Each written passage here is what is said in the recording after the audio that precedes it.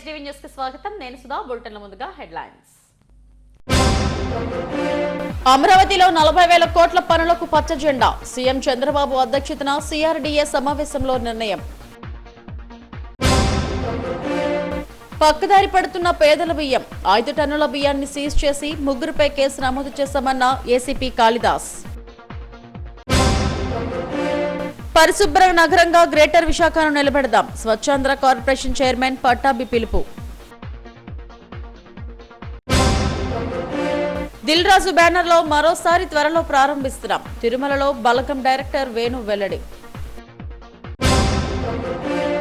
రాజధాని అమరావతిలో 40,000 కోట్ల నిర్మాణ పనులకు సిఆర్డీఏ పచ్చ జెండా ఊపింది. సీఎం చంద్రబాబు అధ్యక్షతన జరిగిన సిఆర్డీఏ సమావేశంలో నిర్ణయం తీసుకున్నారు.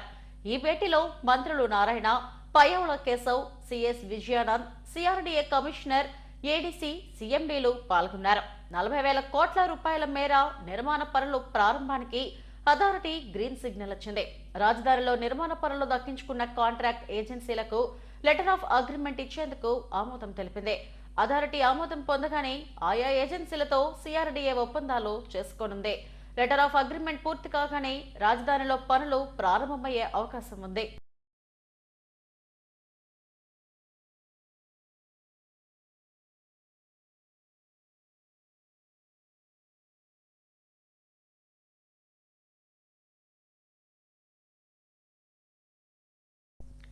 తన జీవితంలో రాజకీయ కక్షలు లేవని, తప్పు చేస్తే మాత్రం తాట తీస్తానని ముఖ్యమంత్రి చంద్రబాబు అన్నారు.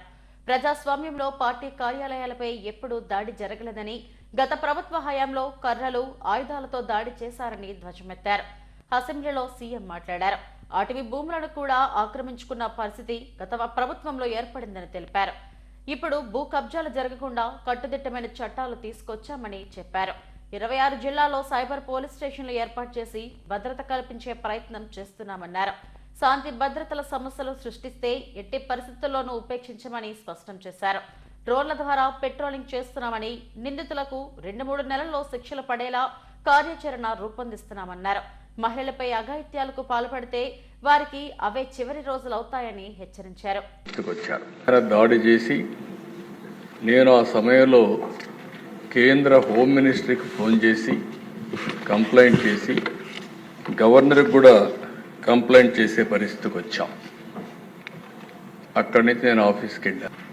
ఇంత దుర్మార్గంగా నా జీవితంలో ఊహించలేదు. ఒక పార్టీ కార్యాలయం అనేది ప్రజలకు సేవ చేసే ఒక పవిత్ర దేవాలయం. అలాంటి ఆఫీసుల పైన ఓసారి చిన్న ఆఫీసుల పైన కూడా దాడి చేయరు. ఎందుకంటే ఇది ఒక సెంటిమెంట్. ప్రజాస్వామ్యంలో పార్టీ ఆఫీసులన్నిటిపైన ఎప్పుడూ దాడి జరగలేదు. అలాంటి తిరిగే పరిస్థితి వచ్చింది. అదే మరి సరే, మనం మాట్లాడుకుంటూనే ఉన్నాం. మీరు బాధితులు, నేను బాధితుడినే. ఇక్కడ అందరూ బాధితులే, ఒకరిని కాదు. నేను ఆ రోజు ఈరోజు కూడా చెప్తున్నా, నేను చాలా స్పష్టంగా ఉన్నా.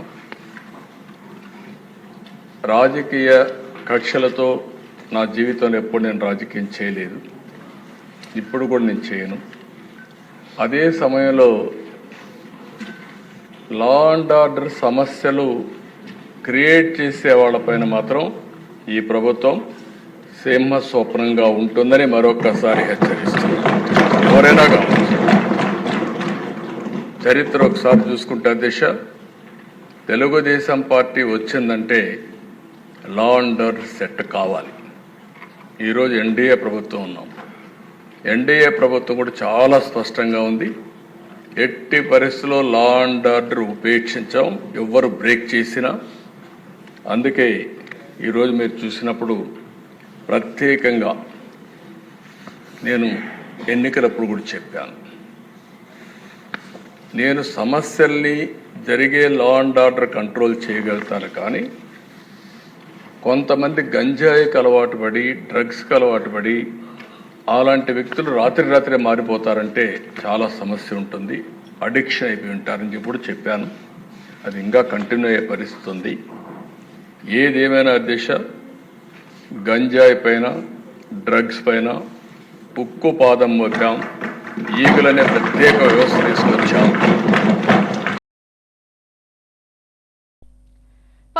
వివరాలకు సంబంధించిన పీడీఎఫ్ రైస్ ను న్యూపోర్ట్ పోలీసులు పట్టుకున్నారు. 5 టన్నుల రైస్ ను స్వాధీనం చేసుకుని 3 వ్యక్తులపై కేసులు నమోదు చేశారు. ఈ కేసు వివరాలను ఏసీపీ కాళిదాస్ మీడియాకు వెల్లడించారు. పెదగెంటాడుకు చెందిన జంబలి ప్రసాద్, కోరాడ గ్రామానికి చెందిన పెద్దిన కొండలరావు, గుడ్డువానింపాలెంకు చెందిన అంకాల నారాయణలు పీడీఎఫ్ రైస్ ను అక్రమంగా రవాణా చేస్తున్నారు. అక్రమ రవాణాలను అరికట్టే చర్యల్లో భాగంగా నిందితుల నుండి 5 టన్నుల రైస్ ను స్వాధీనం చేసుకున్నామని తెలిపారు. వీటి విలువ 2.5 లక్షలకు పైగా ఉంటుందని చెప్పారు. పౌర సరఫరాలకు సంబంధించిన బియ్యాన్ని కొనుగోలు చేసి అక్రమంగా విక్రయిస్తున్న వ్యక్తులపై నిఘా పెట్టామన్నారు. ఈ సమావేశంలో సీఐ కామేశ్వరరావు, సిబ్బంది పాల్గొన్నారు. న్యూపోర్ట్ పరిధిలో గత నెల రోజులుగా జరిపిన దాడుల్లో వచ్చిన సమాచారంపై జరిగిన దాడుల్లో సుమారు 5.5 టన్నుల పీడీఎస్ రైస్ని వివిధ కేసుల్లో స్వాధీనం చేసుకోవడం జరిగింది. గత నెల 14వ తారీఖున గెంబెలి ప్రసాద్ అనే వ్యక్తి దగ్గర నుంచి 161 కేజీలు, అదే రోజున సాయంత్రం పెద్దిన కొండలరావు అనే వ్యక్తి నుంచి 263 కేజీలు, కిందటి నెల 17వ తారీఖున అంకాల నారాయణ సన్నపు గంగయ్య అనే వ్యక్తి దగ్గర నుంచి 1600 కేజీలు, అదే వ్యక్తి దగ్గర నుంచి నిన్న 10/3/2025న 3500 కేజీలు రైస్ని దాడులు చేసి పట్టుకోవడం జరిగింది. వీటన్నిటి మీద కూడా 6A7 కేసులు పెట్టడం జరిగింది, ఎసెన్షియల్ కమోడిటీ యాక్ట్ కేసులు. టోటల్గా 5 టన్నుల 524 కేజీలు పట్టుకోవడం జరిగింది. దీని టోటల్ వాల్యూ 2 లక్షల పైచిలకు ఉంటుంది మార్కెట్లో. సో ఇలాంటి సమాచారం ఎవరిచ్చినా మేము సిపి గారి ఆదేశాలను అనుసరించి తప్పకుండా వెనువెంటనే దేశంలోనే విశాఖను పరిశుభ్ర నగరాల్లో నెంబర్ 1 గా తీర్చిదిద్దడమే లక్ష్యమని స్వచ్ఛాంధ్ర కార్పొరేషన్ చైర్మన్ కొమ్మారెడ్డి పట్టాభిరామ్ అన్నారు. జీవీఎంసీ పాత సమావేశ మందిరంలో solid waste management, liquid waste management, పారిశుద్ధ్యం తదితర అంశాలపై అధికారులతో సమీక్ష నిర్వహించారు. అనంతరం మీడియాతో మాట్లాడారు. ప్రధాని మోడీ స్వచ్ఛ భారత్ మిషన్ ద్వారా దేశాన్ని పరిశుభ్రంగా ఉంచేందుకు ఎంతగానో కృషి చేస్తున్నారని అన్నారు.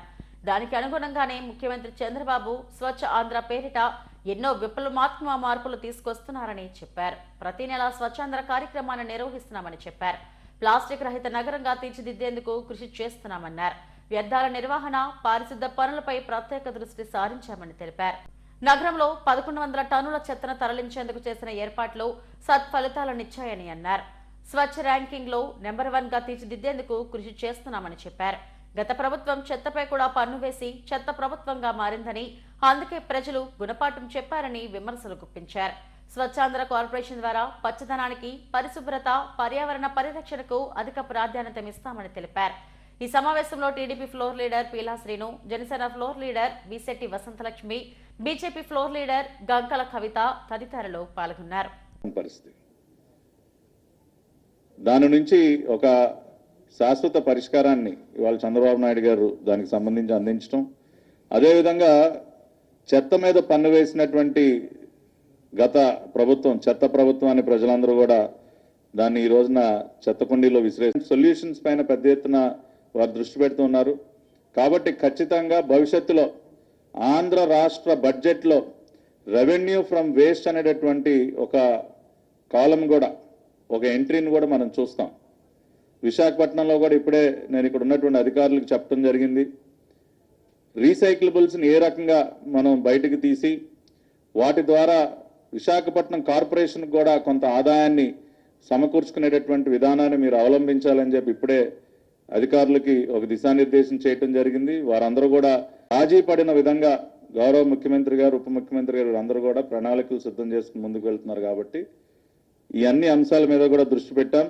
అదేవిధంగా ఎస్టీపీస్కి సంబంధించి విశాఖపట్నం ఇవాళ వేస్ట్ వాటర్ ట్రీట్మెంట్లో ఒక రోల్ మోడల్గా నిలిచింది.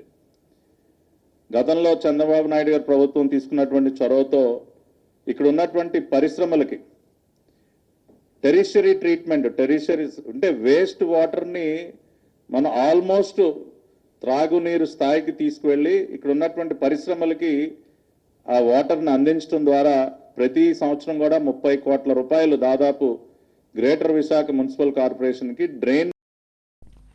బలగం చిత్రాన్ని విజయవంతం చేసిన ప్రేక్షకులకు రెండో సినిమాను అందిస్తున్నానని సినీ దర్శకుడు వేణు తెలిపారు. ఈ సినిమా త్వరలోనే దిల్ రాజు నిర్మాణంలో తెరకెక్కనుందని చెప్పారు. బలగం చిత్రాన్ని ప్రేక్షకులు ఎంతగానో ఆదరించారని, తన రెండో చిత్రం కూడా అంతే ఆదరణ పొందేలా తీర్చిదిద్దుతానని చెప్పారు. తిరుమల శ్రీవారిని వేణు దర్శించుకున్నారు. అధికారులు స్వాగతం పలికి దర్శన ఏర్పాట్లు చేశారు. అనంతరం ఆలయం వెలుపల మీడియాతో మాట్లాడారు. అందరికీ నమస్కారం అండి. ఏడుకొండలవాడ వెంకటరమణ గోవింద గోవింద, ఆపద ముక్కుల గోవింద గోవింద. సో నేను త్వరలో నా రెండో సినిమా మొదలు కాబోతుంది. సో దానికోసం స్వామివారి ఆశీర్వాదం తీసుకుందామని వచ్చాను. సో నెక్స్ట్ మళ్ళీ ఎస్వీసీలో రాజుగారి బ్యానర్లో, దిల్రాజు గారి బ్యానర్లో నా రెండో సినిమా చేస్తానండి. త్వరలో స్టార్ట్ కాబోతుంది. అశోక్ లేలాండ్ ఉగాది సంబరాల్లో భాగంగా లక్ష్మీ మోటార్స్ ఆధ్వర్యంలో దోస్త్ బడా దోస్త్ వాహన కొనుగోలుదారులు విలువైన బహుమతులు సొంతం చేసుకుంటున్నారు. బిర్లా జంక్షన్లోని లక్ష్మీ మోటార్స్ అశోక్ లేలాండ్ షోరూంలో నిర్వహించిన లక్కీ డ్రాలో 11 మంది విజేతలకు బహుమతులు అందజేశారు. అశోక్ లేలాండ్ దోస్త్ బడా దోస్త్ వాహనాలకు మార్కెట్లో మంచి డిమాండ్ ఉంది. ఉగాది సంబరాల్లో భాగంగా లక్కీ డ్రాలు నిర్వహిస్తున్నారు. కొనుగోలుదారులకు విలువైన బహుమతులను అందిస్తున్నారు. బిర్లా జంక్షన్లోని లక్ష్మీ మోటార్స్ అశోక్ లేలాండ్ షోరూంలో నిర్వహించిన లక్కీ డ్రాలో మొదటి బహుమతిగా 2 వీలర్ను రాజమండ్రికి చెందిన కె శ్రీనివాసరావు గెలుచుకున్నారు. రెండో బహుమతిగా రెఫ్రిజిరేటర్ను కాకినాడకు చెందిన డి అప్పారావు, మూడో బహుమతి వాషింగ్ మెషిన్ను రాజమండ్రికి చెందిన కె పెద్దరాజు, 4, 5 బహుమతులుగా మొబైల్స్ను విజయనగరానికి చెందిన పల్లి శ్రీను, రాజమండ్రికి చెందిన కె శ్రీనివాసులు సొంతం చేసుకున్నారు. వీరితో పాటు మిగిలిన 6గురికి 10 గ్రాముల చొప్పున వెండి కాయిన్లను బహుమతులుగా అందజేశారు. విజేతలకు Lakshmi motors CEO M Krishna, Ashok Leyland area manager నజీరుద్దీన్లు బహుమతులను ప్రదానం చేశారు.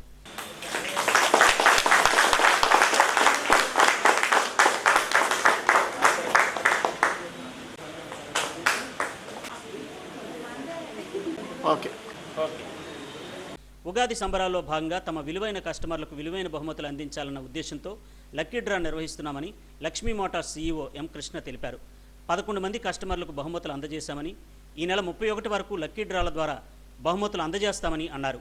దోస్త్ బడా దోస్త్ వాహనాలు కొనుగోలు చేసి బహుమతులను సొంతం చేసుకోవాలని కోరారు. నా పేరు M Krishna, Lakshmi automotives Ashok Leyland CEO. ఈరోజు మనం తీసిన లక్కీ డ్రాలో 11 మంది కస్టమర్లకు గాను ఈస్ట్ గోదావరి, విశాఖపట్నం, విజయనగరం, శ్రీకాకుళం నందు కస్టమర్లు ఎవరైతే డెలివరీ తీసుకున్నారో వాళ్ళకి మొదటి 11 మంది కస్టమర్లకి లక్కీ డ్రా తీయగా దానిలో 2 వీలర్ సుజుకి యాక్సెస్ 2 వీలరు కాకినాడకు చెందిన కె శ్రీనివాసరావు గారికి లక్కీ కస్టమర్గా రావడం జరిగింది. ఆయనకి ఇవాళ 2 వీలర్ అందజేశాము. అలాగే ఇంకొక 5 మంది కస్టమర్లకి రిఫ్రిజిరేటరు, వాషింగ్ మిషన్, ఇంకా మన సిల్వర్ కాయిన్స్, మొబైల్ ఫోన్లు ఇవన్నీ కూడా అందజేయడం జరిగిందండి. ఇలాగే ప్రతి వారానికి ఒకసారి లేదా 10 రోజులకు ఒకసారి ప్రతి 20-25 మంది కస్టమర్లకి ఈ లక్కీ డ్రా తీయడం జరుగుతుంది. కొన్న ప్రతి కస్టమర్కి కూడా మినిమం సిల్వర్ కాయిన్ 10 గ్రాముల సిల్వర్ కాయిన్ ఇవ్వడం జరుగుతుందండి. ఈ అవకాశాన్ని సద్వినియోగం చేసుకోవాల్సిందిగా అందరినీ కోరుతున్నాను. అశోక్ లేలాండ్ ఉగాది సంబరాల్లో భాగంగా దోస్త్ వాహనాల కొనుగోలుపై లక్కీ డ్రాలో విలువైన బహుమతులతో పాటు ఖచ్చితమైన బహుమతులు అందిస్తున్నారు. దోస్త్ వాహనాలు కొనుగోలు చేసేందుకు కస్టమర్లు ఆసక్తి చూపిస్తున్నారు. ఈ కార్యక్రమంలో AGM Suresh, accounts head Narayana, sales manager Anand తదితరులు పాల్గొన్నారు. శ్రీవారిని దర్శించుకున్న ప్రతిసారి ఓ కొత్త అనుభూతి కలుగుతుందని తెలంగాణ సిఎఫ్బిసి చైర్మన్ కృష్ణమోహన్ అన్నారు. ఉభయ తెలుగు రాష్ట్రాల ప్రజలు సుఖ సంతోషాలతో ఉండాలని శ్రీవారిని వేడుకున్నట్టు చెప్పారు. వీఐపీ విరామ సమయంలో కుటుంబ సభ్యులతో కలిసి స్వామివారి సేవలో పాల్గొని మొక్కులు చెల్లించుకున్నారు. దర్శనం అనంతరం ఆలయం వెలుపల మీడియాతో మాట్లాడారు.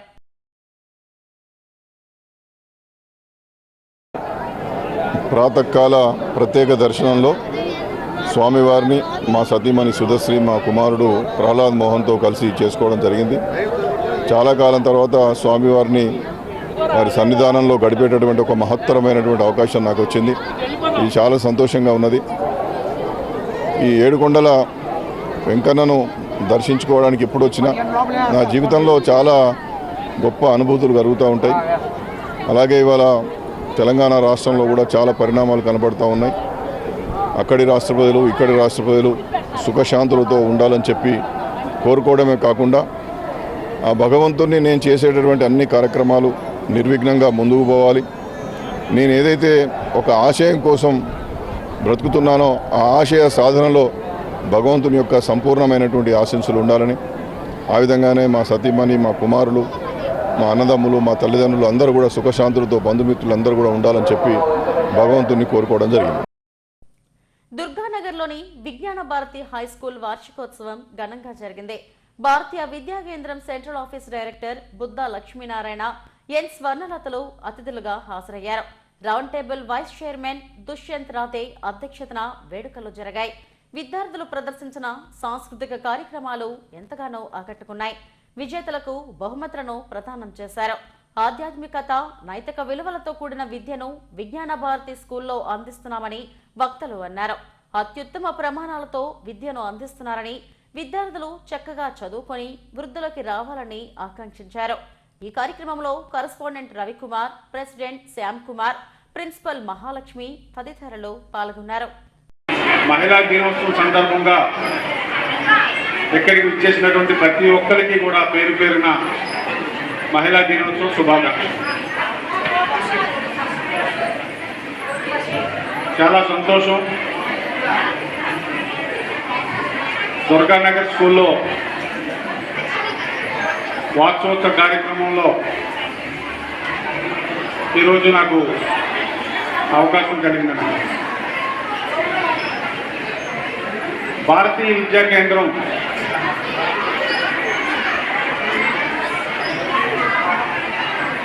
టోటల్గా విశాఖ జిల్లాలో కాకుండా అటు శ్రీకాకుళం నుంచి ఇటు వెస్ట్ గోదావరి వరకు ఈ యొక్క సంస్థకి 42 స్కూళ్ళు ఉన్నాయి. జీవీఎంసీ 71వ వార్డులో కొలువైన పైడిమాంబ అమ్మవారి వార్షిక మహోత్సవాలు ఘనంగా ప్రారంభమయ్యాయి. వీవర్స్ ఫెడరేషన్ అధ్యక్షుడు పప్పు రాజారావు ప్రత్యేక పూజలు నిర్వహించారు. 50 ఏళ్లుగా ఉత్సవాలు నిర్వహిస్తున్నామని నిర్వాహకులు తెలిపారు. ఈ ప్రాంత ప్రజల ఆరాధ దైవంగా పైడిమాంబ అమ్మవారు పూజలు అందుకుంటున్నారని చెప్పారు. ఆలయ అధ్యక్షుడు శంకర్రావు, గాయత్రి పరివార సభ్యులు వేడుకల్లో పాల్గొన్నారు. శ్రీనగర్ గారు అన్ని ప్రాంతాల నుంచి మహిళలు వాళ్ళ సంఖ్యలో వచ్చి దర్శనం చేసుకుంటున్నారు. అలాగే హిందూ ధర్మం ప్రకారంగా ఈ మధ్య కాలంలోనే ఈ వార్డు పరిధిలో మరి వెంకయ్య నాయుడు గారు ఉపరాష్ట్రపతి, అలాగే గాజువాక శాసనసభ్యులు పల్లా శ్రీనివాసరావు గారు మరి ఇక్కడ ఒక చారిటబుల్ ట్రస్ట్ లాగా దేవుళ్ళ మందిరం ఇక్కడ గాయత్రి పరివారం ఇక్కడ శ్రీరామ్ నగర్ కాలనీలోనే ఏర్పాటు చేయడం జరిగింది. భారీ స్థాయిలో దగ్గర 5,000 మందికి ఇటీవల అన్నసమారాధన కూడా చేస్తున్నారు. వాళ్ళు కూడా భక్తులు ఇక్కడికి వచ్చి ఉన్నారు. వాళ్ళు కూడా మరి ఈ ఆలయ అభివృద్ధికి ప్రభుత్వం సహకరించాలని, అలాగే రైల్వే వాళ్ళు కూడా సహకరించాలని, ఇది ప్రజలందరికీ అవసరమైన మరి దేవాలయం కాబట్టి ఈ పరిసర ప్రాంతం బాగా ఇక్కడ రైతు బజారు, ఇతర మరి వాకింగ్ ప్లాట్ఫామ్స్ అన్ని రకాలు చేయడానికి రైల్వే అధికారులు కానీ మరి స్థానిక శాసనసభ్యులు పల్లా శ్రీనివాస గారిని కృషి చేసి దీని ప్రజలకి అన్ని రకాలుగా అందుబాటులో వచ్చేటువంటి ఏర్పాటు చేయాలని చెప్పేసి దాని సందర్భంగా కోరుకుంటున్నాం. ఇక్కడ అమ్మవారి సన్నిధిలో జరుగుతున్నాయి.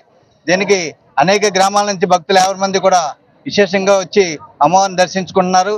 ఏదైతే అమ్మవారి కల్పవల్లి అమ్మవారు మాత్రం నిజస్వరూపమైన అమ్మవారు పరిసర ప్రాంతం చుట్టుపక్కల విచ్చేస్తున్నారు. కానీ రైల్వే కోర్స్ కానీ అలాగే దెబ్బపాలెం కానీ శ్రీనగర్ గున్నార కాలనీ పరిసర ప్రాంత గ్రామాల నుంచి భక్తులు వచ్చి అమ్మవారిని దర్శించుకున్నారని చెప్పేసి ఈ సందర్భం తెలుసు. సాయంత్రం కూడా ఈరోజు 4 గంటల నుంచి కూడా అమ్మవారి సన్నిధానంలో వరుస మహోత్సవం కూడా అతి వైభవంగా జరగబోతున్నది కావున తెలియజేస్తున్నాం. మన అలోపతి కానీ తర్వాత కొన్ని శిబిరాలు ఇలాగే ఏర్పాటు చేసి తర్వాత హోమియో కూడా ఏర్పాటు చేసి ప్రజలందరికీ ఈ అవకాశం కల్పించాలని, తర్వాత ఈ ప్రజలందరికీ గాయత్రి తరపున హోమాలు అన్ని చేయడం జరుగుతుంది. గాయత్రి హోమాలు అన్ని చేయడం జరుగుతుంది. అందరికీ మంచి చేయాలనే ఉద్దేశంతో జరుగుతుంది. ఈ కార్యక్రమం తలపెట్టాము. అందరికీ నమస్కారం. హెడ్లైన్స్ మరోసారి. అమరావతిలో 40,000 కోట్ల పనులకు పచ్చ జెండా. సీఎం చంద్రబాబు అధ్యక్షతన సిఆర్డీఏ సమావేశంలో నిర్ణయం. పక్కదారి పడుతున్న పేదల బియ్యం 5 టన్నుల బియ్యాన్ని సీజ్ చేసి 3 కేసు నమోదు చేశామన్న ఏసీపీ కాళిదాస్. పరిశుభ్ర నగరంగా గ్రేటర్ విశాఖను నిలబెడదాం స్వచ్ఛాంధ్ర కార్పొరేషన్ చైర్మన్ పట్టాభి పిలుపు. దిల్ రాజు బ్యానర్లో మరోసారి త్వరలో ప్రారంభిస్తున్నాం తిరుమలలో బలగం డైరెక్టర్ వేణు వెల్లడి. ఇవి ఇప్పటివరకున్న బులెటిన్ అప్డేట్స్. నమస్తే.